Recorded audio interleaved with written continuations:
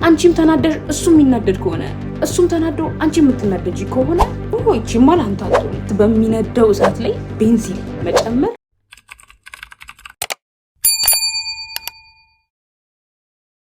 ሃይ እንዴት ናችሁ? ይህ የትና የት ደስታ ኦፊሻል የዩቲዩብ አካውንት ነው። ሰብስክራይብ በማድረግ ቤተሰብ ይሁኑ። ላይክ፣ ኮሜንት ኤንድ ሼር በማድረግ ደግሞ አጋርነትዎን ያሳዩ።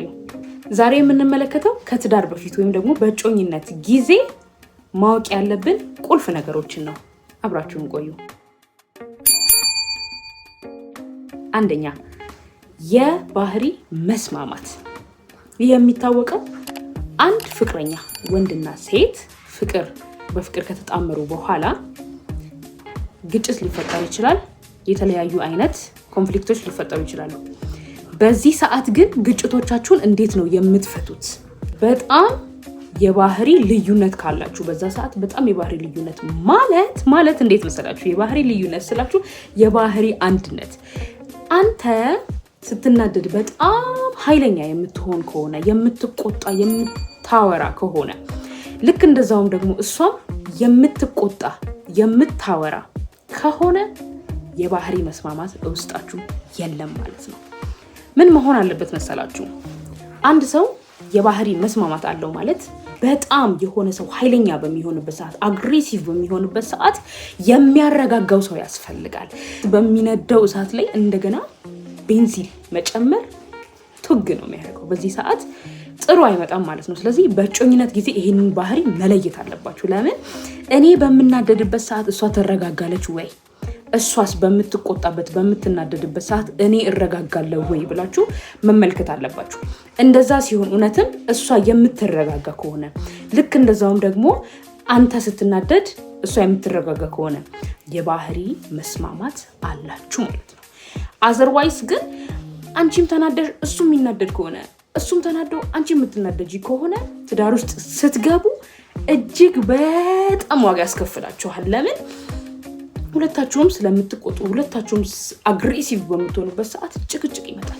ጭቅጭቅ ሲመጣ ደግሞ እናንተን ለማስታረቅ ሳምበዲ ይገባል ማለት ነው። ስለዚህ ትዳር ውስጥ ደግሞ ሶስተኛ ወገን ገባ ማለት ምን እንደሚፈጠር ግልጽ ነው ማለት ነው። ስለዚህ ከመግባታችሁ በፊት ትዳሩ ውስጥ ከመግባታችሁ በፊት የባህሪ መስማማትን ቼክ አድርጉ። ይሄ ላለገባችሁ ነው፣ እጅግ በጣም ያስፈልጋል። ስለዚህ ይህንን ፖይንት ማድረግ አለባችሁ።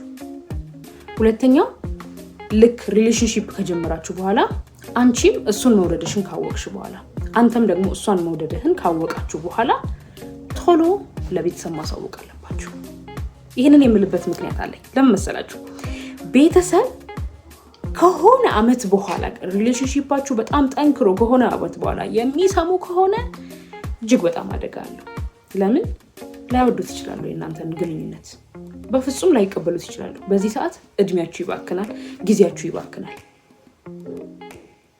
ስለዚህ ቶሎ ብላችሁ ለቤተሰብ ማሳወቅ አለባችሁ። ግንኙነታችሁን ለቤተሰብ አሳውቃችሁ ቤተሰብ የሚቀበል ከሆነ እሰየው፣ የማይቀበል ከሆነ ቶሎ ብሬክ አፕ አድርጎ ወደ ሌላ ሪሌሽንሺፕ ውስጥ መግባት አለብን ማለት ነው። ስለዚህ ቶሎ ብላችሁ ቤተሰብ ማሳወቅ እንደ ሁለተኛ ነጥብ ያዙት። ሶስተኛው ነጥብ ደግሞ ቤተሰብ አክባሪነት ነው። ይሄ ማለት አንቺ የምትወጂው ሰው ቤተሰብሽን ያከብራል ወይ?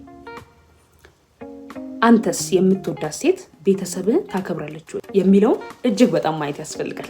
ለምን መሰላችሁ? ከትዳር በፊት ሲሆን ኢትስ ኦኬ፣ ምንም ችግር የለውም። ግን ከትዳር በኋላ ሲሆን የሚያገናኛችሁ ነገሮች እጅግ በጣም ብዙ ናቸው፣ ፋር ናቸው። ስለዚህ በዚህ ሰዓት ደግሞ ስትገናኙ አክባሪነት ከሌለ፣ ሪስፔክሽን ከሌለ ምንም ዋጋ የለውም ማለት ነው። ስለዚህ እንደምታከብራት ቤተሰቦቿንም ማክበር አለብህ።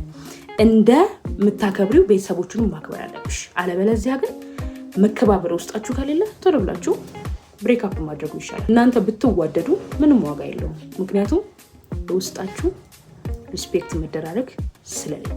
አራተኛው ነጥብ ደግሞ ምንድነው?